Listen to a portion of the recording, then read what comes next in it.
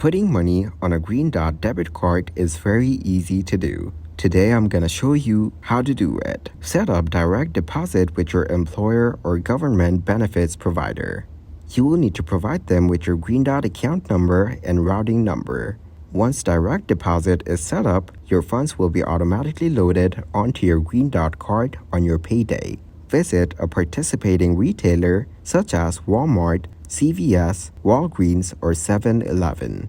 Bring your Green Dot card to the cashier. Request to add cash to your Green Dot card. There may be a reload fee, so be sure to check with the retailer beforehand. The cashier will swipe your card and add the cash to your account. Link your bank account to your Green Dot card. Initiate a transfer from your bank account to your Green Dot card using your bank's online banking platform or mobile app. The transfer may take a few business days to complete. If you have funds in another bank account or payment app, you can transfer money to your Green Dot card. Log into the account where you have funds available for transfer. Add your Green Dot card as a recipient or payee. Initiate the transfer to your Green Dot card.